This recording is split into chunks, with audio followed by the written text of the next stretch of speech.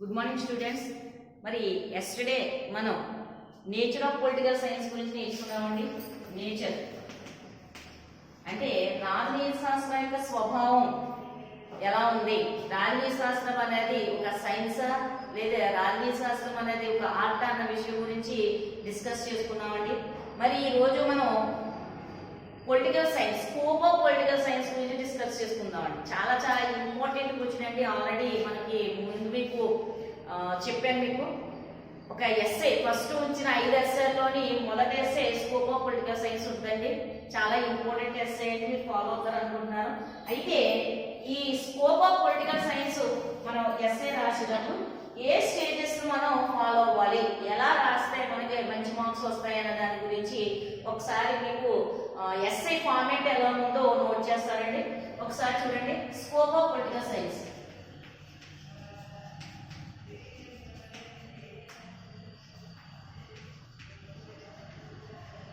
ఈ scope of political science గురించి మనం ఎస్ఐ రాసేటప్పుడు ముందు మనం ఇంట్రడక్షన్ రాయాలండి. అంటే పరిచయం. అంటే మీకు ఆల్రెడీ మన వీడియోలో చెప్పాం కదండి, పొలిటికల్ సైన్స్ యొక్క ఇంట్రడక్షన్ అరిస్టాటిల్ గురించి, అలాగే పొలిటికల్ సైన్స్ యొక్క ఎక్కడ ఆవిర్భావం ఎలా జరిగింది, అది ఏ లాంగ్వేజ్ నుండి ఏమైంది, ఇవన్నీ కూడా మనకి ఇంట్రడక్షన్ లో పాటలేనండి. సెకండ్ది డెఫినేషన్స్ అండి, అంటే నిర్వచనాలు. మూడవది స్కోప్ అండి, అంటే పరిధి. నాలుగోది లిస్ట్ ఆఫ్ సైడ్ హెడ్డింగ్స్ ఉంటాయండి.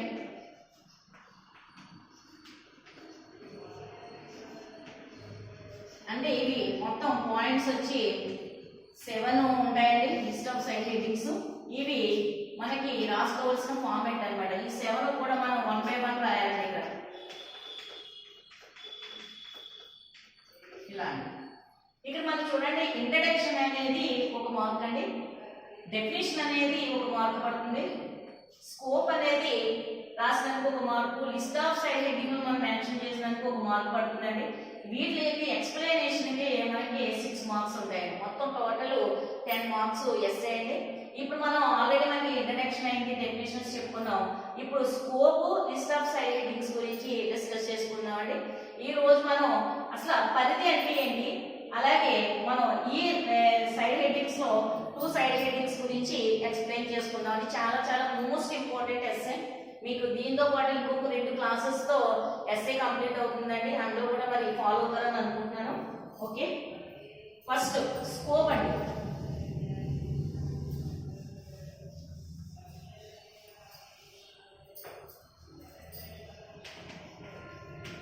స్కోప్ పరిధి.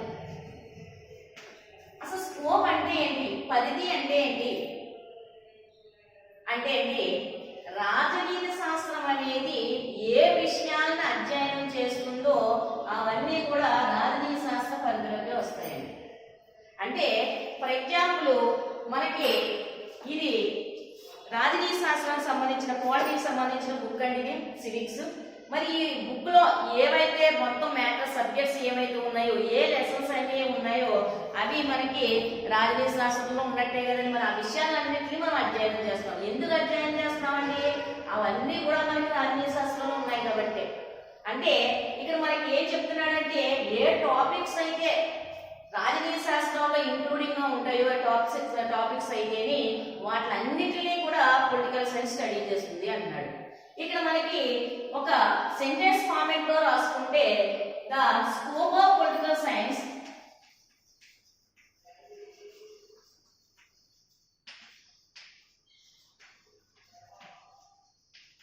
means subject matters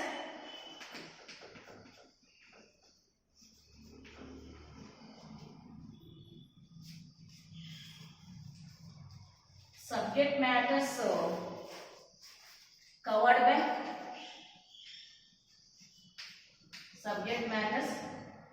by in it.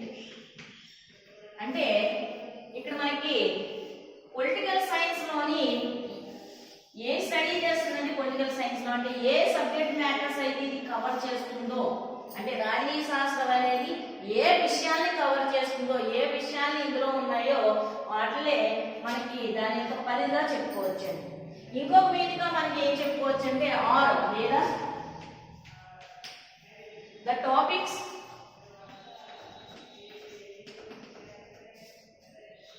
which are included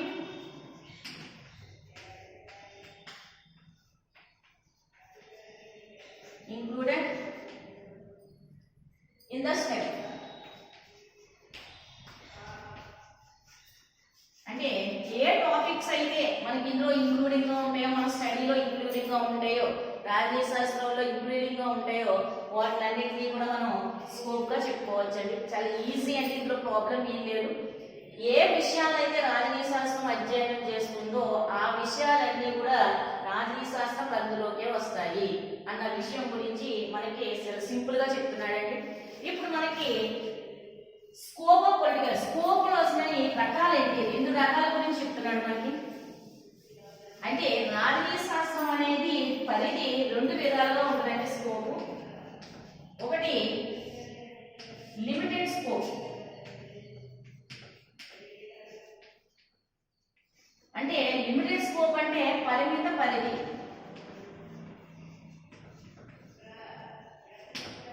ఇది వైడర్ స్కోప్ అంటే విశాల పరిధి. ఏమండి ఒకసారి చూడండి, స్కోప్ అంటే పరిధి అనేది 2 రకాలుగా ఉంటుంది. రాజకీయ శాస్త్ర పరిధి మనం 2 రకాలుగా ఉంటుంది. అంటే రాజకీయ శాస్త్రం అనేది స్కోప్ 2 టైప్స్ లో ఉంటుందని చెప్తున్నాడు, లిమిటెడ్ స్కోప్, వైడర్ స్కోప్.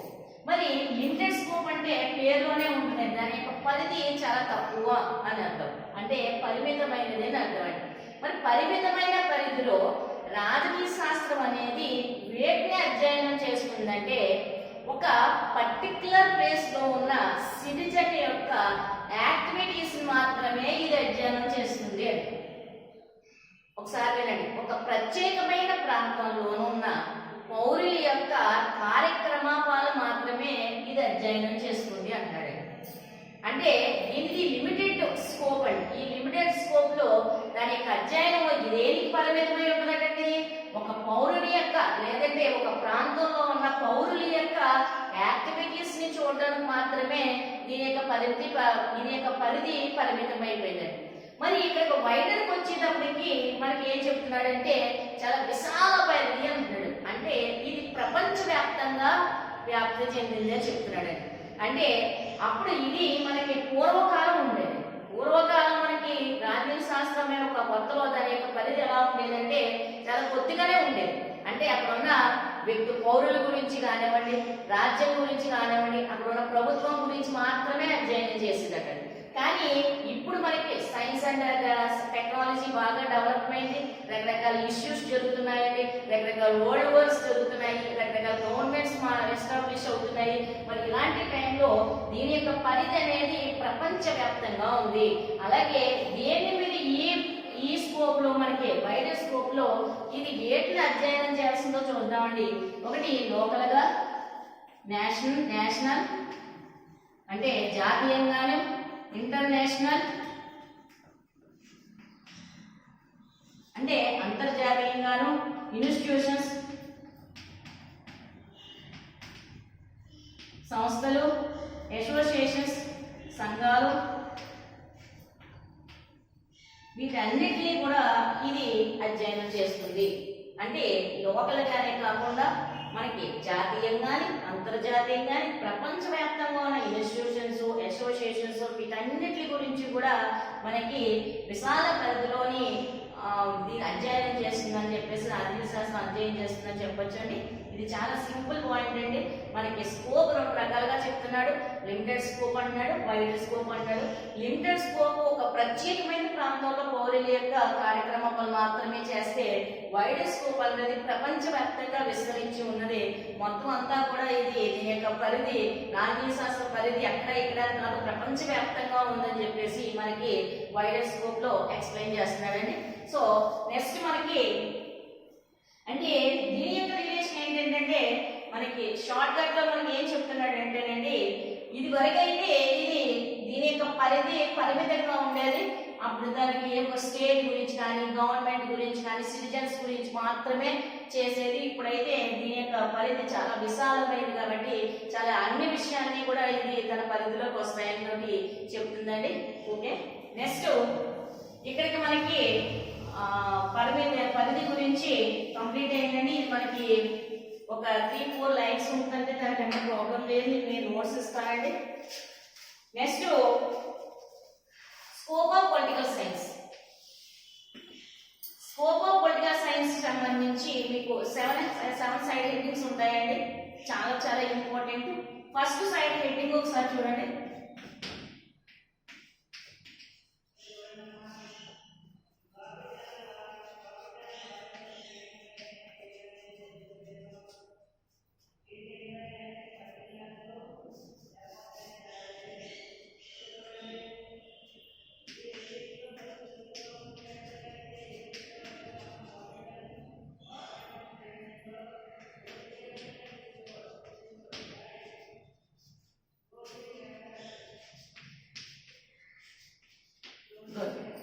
ఒకసారి చూడండి, ఇక్కడ మనకి study of the man in relation society and state, ఇది మన ఫస్ట్ సైడ్ హెడ్డింగ్. అంటే తెలుగులో చెప్తే మనకి సమాజంతో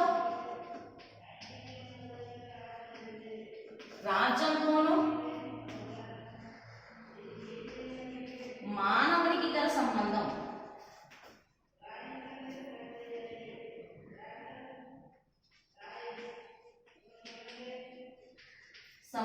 గురించి అధ్యయనం చేస్తుంది.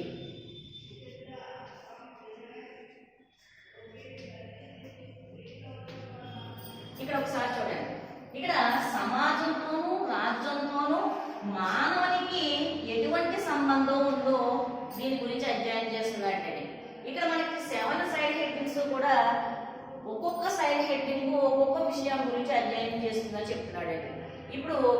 ఇప్పుడైతే మీకు లెసన్ కొత్త కాబట్టి మీకు అలా అనిపిస్తుంది. మొత్తం మనం లెసన్స్ అన్ని చెప్పుకున్నాకైతేనండి ఒక్కొక్క సైడ్ హెడ్డింగ్ ఒక్కొక్క లెసన్ ఇండికేట్ చేస్తూ ఉంటుందండి. కాబట్టి మన లాస్ట్ ని అయితే మనకి పబ్లిక్ వచ్చేటప్పటికి మనం అన్ని లెసన్స్ టచ్ చేసుకుంటాం కాబట్టి ఈ చివరికి చదువుకునేటప్పటికి మనకి ఈజీగా ఈ క్వశ్చన్ అనేది ఈజీగా రావడం అనేది జరుగుతుందండి. ఇక్కడ మీకు కూడా చాలా ఈజీగా ఎలా అర్థమవుతుందో కాన్సెప్ట్ గ్రహించుకోండి. కాన్సెప్ట్ చెప్తాను నేను, తర్వాత మీకు నోట్స్ అనేది ఇవ్వడం జరుగుతుందండి. ఎస్ఏ నేను పర్ఫెక్ట్ నేను తయారు చేసిన నోట్స్ మీకు ఇస్తాను, ప్రాబ్లం ఏం లేదు. ఒకసారి చూడండి, ఇక్కడ మనకి study of the man in relation in society and state అండి. ఇక్కడ మనకి స్టేట్ అనేది పక్కన పెట్టుకున్నట్లయితే అంటే సెకండ్ సైడ్ హెడ్డింగ్ స్టేట్ కి సంబంధించింది కాబట్టి ఫస్ట్ సైడ్ హెడ్డింగ్ లో మనం స్టేట్ గురించి డిస్కస్ చేసిన అవసరం లేదండి. Second side heading main side heading స్టేటే కాబట్టి ఇప్పుడు మనం సొసైటీ మెన్ అంటే సొసైటీ అండ్ మ్యాన్ ఈ రెండింటికి మధ్య గల సంబంధం గురించి అధ్యయనం చేస్తుందని చెప్పాడు.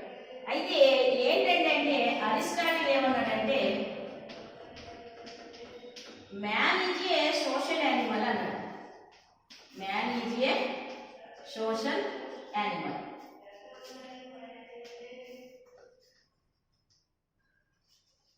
అంటే మానవుడు సంఘజీవి.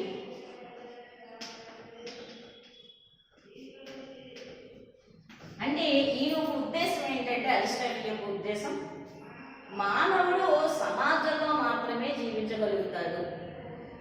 అంటే మానవుడు జీవించడం గురించి మనం డిస్కస్ చేసుకున్నట్లయితే ఇప్పుడు ప్రజలు ఎక్కడైతే ఉన్నారో జనాభా ఎక్కడైతే ఉన్నారో అక్కడే మనం అందరం కలిసిమెలిసి ఉండగలమండి. మనం ఒంటరిగా తీసుకెళ్ళి ఎవరో లేని ఒక నిర్జీన ప్రదేశంలో పాడేస్తే మనం జీవించలేమండి. కాబట్టి సమాజం అనేలోనే మానవుడు జీవించగలడని చెప్పేసి ఎవరు చెప్పారండి? అరిస్టాటిల్ చెప్పారండి. మరి ఎందుకు సమాజంలో మాత్రమే జీవించగలడు?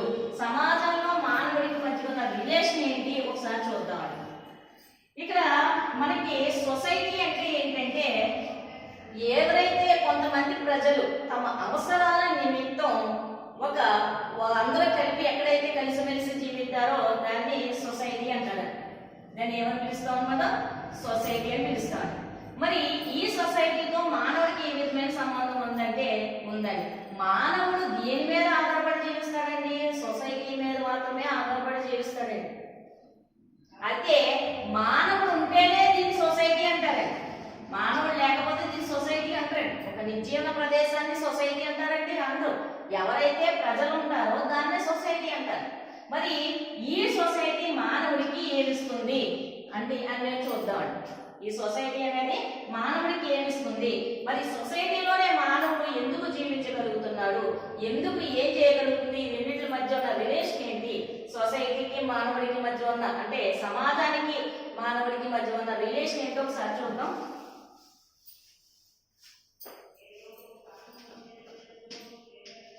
సొసైటీ అని ఈ సొసైటీ అనేది మానవుడికి కావాల్సిన బేసిక్ నీడ్స్ ఉంటాయండి, ప్రాథమిక అవసరాలు అంటారు. మరి ఏంటంటే మనకు ప్రాథమిక అవసరాలు అంటే మనం ఏది లేకపోతే జీవించలేమో అవే మన ప్రాథమిక అవసరాలు. ఫర్ ఎగ్జాంపుల్ ఫుడ్ అండి, అలాగే క్లాత్, షెల్టర్, ప్రొటెక్ట్.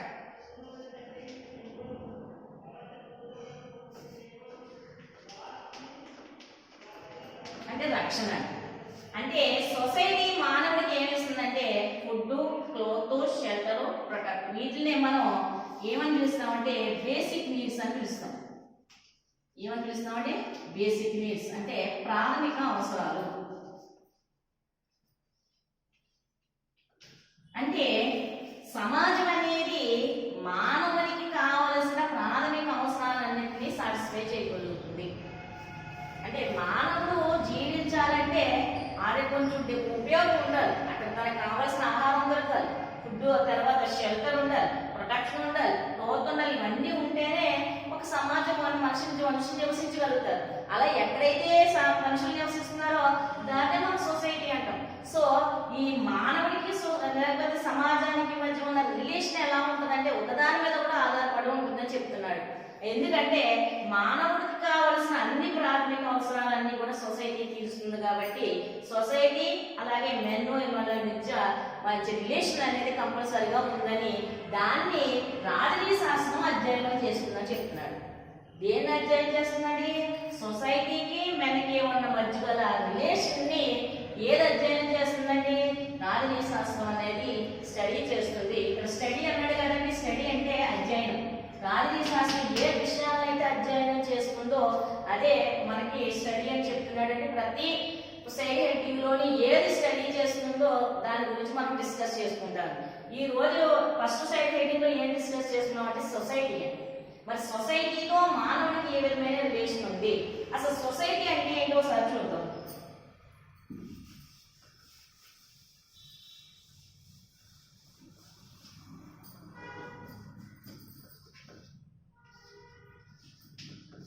సొసైటీ అసలు సొసైటీ అంటే ఏంటి అంటే సొసైటీ గురించి పొలిటికల్ సైన్స్ ఏంటి ఏమైనా స్టడీ చేస్తుందో చూద్దాం. అసలు సొసైటీ యొక్క ఒరిజిన్ ఏంటి, దాని యొక్క నేచర్ ఏంటి, అలాగే దాని యొక్క పర్పస్ ఏంటి,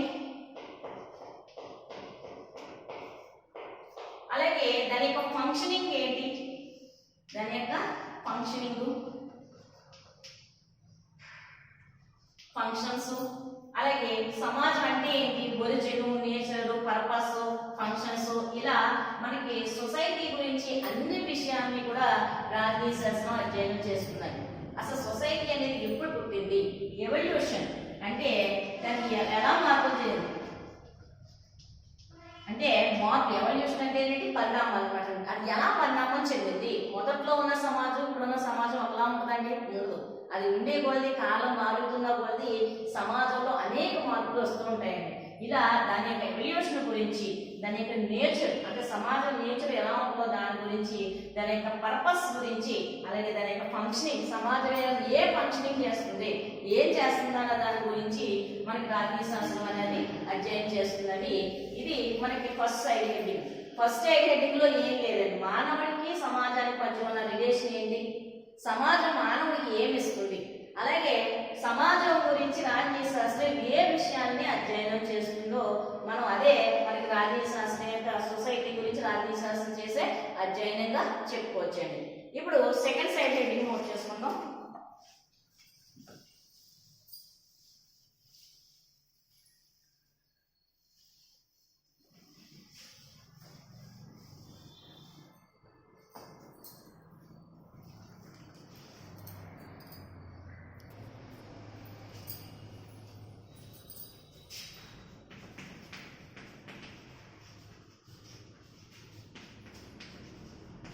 స్టడీ ఆఫ్ ద స్టేట్.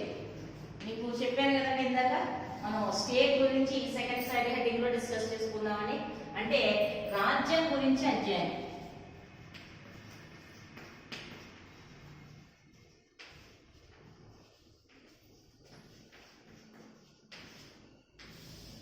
ఇక్కడ అంటే స్టేట్ గురించి ఏం అధ్యయనం చేస్తుందండి రాజకీయ శాస్త్రం అనేది. రాజ్యం అంటే ఏంటి, అసలు రాజ్యం యొక్క ఆవిర్భావం ఎలా జరిగింది, దాని యొక్క ఫంక్షనింగ్ ఏంటి, దాని యొక్క పర్పస్ ఏంటి, దాని యొక్క నేచర్ ఏంటి, దాని యొక్క గ్రోత్ ఏంటి, ఇలా రాజ్యం గురించి అన్ని రకాలుగా మనకి రాజకీయ శాస్త్రం అనేది అధ్యయనం చేస్తున్నదండి. ఒకసారి చూడండి, స్టేట్ అంటే రాజ్యం గురించి ఏం అధ్యయనం చేస్తుందంటే రాజ్యం యొక్క ఒరిజిన్ అంటే పుట్టుక ఏంటి, అలాగే దీని యొక్క మీనింగ్ అంటే అర్థం, దీని యొక్క నేచర్ అంటే స్వభావం గురించి, దీని యొక్క ఫంక్షన్స్ అంటే కార్యకలాపాల గురించి, ఇలాగా దీని యొక్క స్టేట్ యొక్క థియరీస్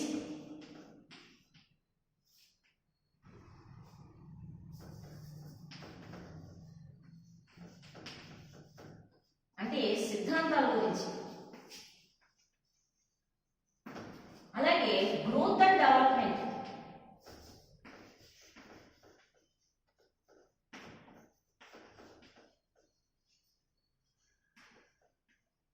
అంటే దీని యొక్క పెరుగుదల అలాగే అభివృద్ధి.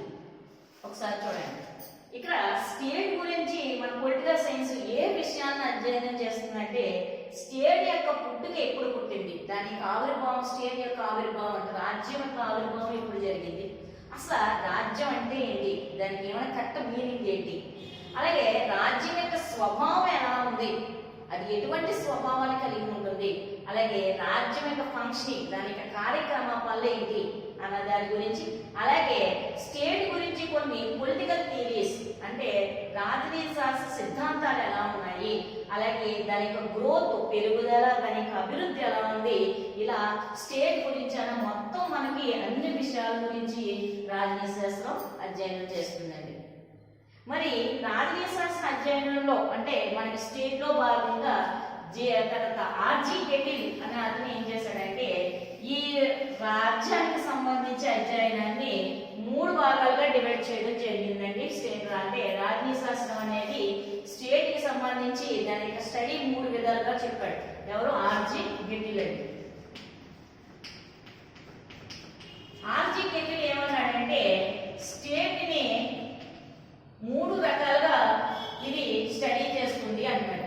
ఏంటంటే study at present, past, future. అదే ప్రజెంట్ అంటే వర్తమానం, పాస్ట్ అంటే గతం, ఫ్యూచర్ అంటే భవిష్యత్తు. అంటే స్టేట్ అనేది ప్రజెంట్ ఎలా ఉంది, గతంలో ఎలా ఉండేది, భవిష్యత్తులో ఎలా ఉండబోతుందన్న వాటి గురించి డిస్కస్ చేస్తుందని చెప్పేసి మనకి ఆర్జీ కెటిల్ అన్నాడంటే. ఇప్పుడు ఒక్కొక్క దాని గురించి మనం సబ్ సైడ్ హెడ్డింగ్స్ నోట్ చేసుకుందాం.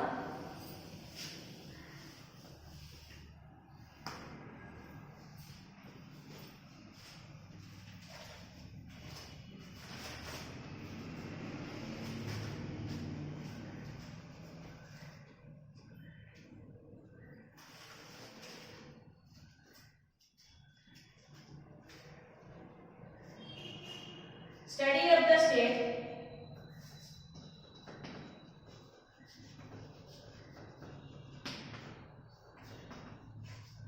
at present, లేకపోతే ఇన్ ప్రజెంట్ అని రాసుకోవచ్చు.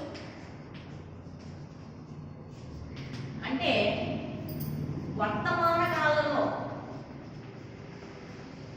వర్తమానంలో రాజ్యం అధ్యయనం అని తెలుగులో అంటారండి. అంటే ఈ వర్తమానం, ఇప్పుడు వర్తమానం అంటే ఇప్పుడు ప్రజెంట్ అండి, ఇప్పుడు నడుస్తున్న కాలం. సో వర్తమానంలో స్టేట్ అనేది ఎలా ఉందో ఒక చూద్దాం. స్టడీ ఎట్ ద ప్రజెంట్ అండి.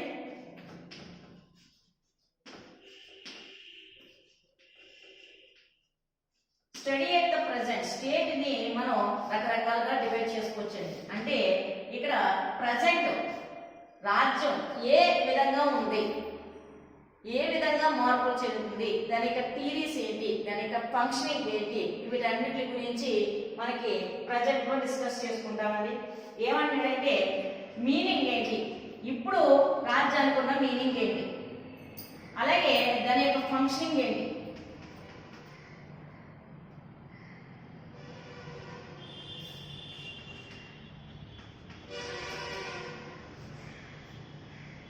అలాగే దాని యొక్క నేచర్ ఏంటి, పర్పస్ ఏంటి, దాని యొక్క గ్రోత్ ఎలా మార్పులు చెందుతుంది, అలాగే దాని యొక్క డెవలప్మెంట్ ఏంటి. ఇప్పుడు ప్రజెంట్ ఉపయోగిస్తున్న థీరీస్ ఏంటి, ఇలా మనకి ప్రజెంట్ ఇప్పుడు వర్తమానంలో ఏదైతే ఉందో ఈ వర్తమానంలో రాజ్యం యొక్క పరిస్థితి గురించి అధ్యయనం చేస్తుంది ఈ రాజనీతి శాస్త్రం అండి. అంటే వర్తమానంలో ప్రజెంట్ లో రాజ్యం అంటే మీనింగ్ అర్థం ఏంటి, నేచర్ స్వభావం ఏంటి, ఫంక్షనింగ్ అలాగే ఏమేమి పనులు చేస్తుంది ఫంక్షనింగ్, అలాగే పర్పస్ ఉపయోగం ఏంటి, దాని యొక్క గ్రోత్ ఏంటి, డెవలప్మెంట్, థీరీస్, పొలిటికల్ థీరీస్, ఇప్పుడు ప్రజెంట్ ఉపయోగిస్తున్న పొలిటికల్ థీరీస్, ఇవన్నిటి గురించి కూడా మనకి ప్రజెంట్ లోని స్టడీ చేస్తుందండి రాజనీతి శాస్త్రం. ఇంకా study of the state in fast time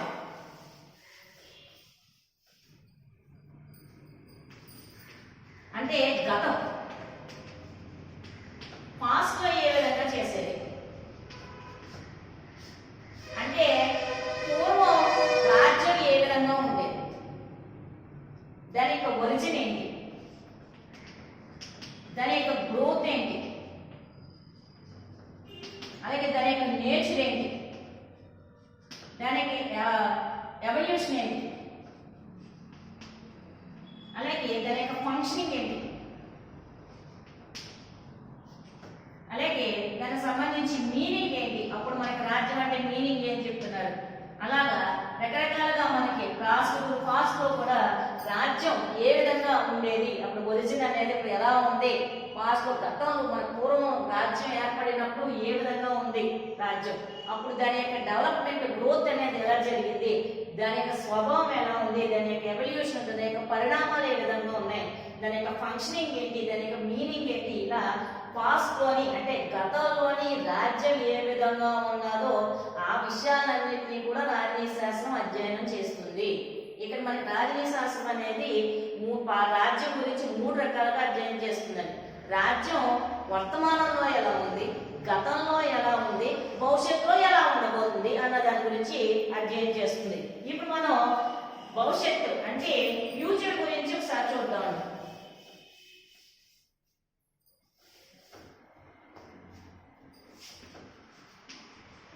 future అంటే భవిష్యత్తు,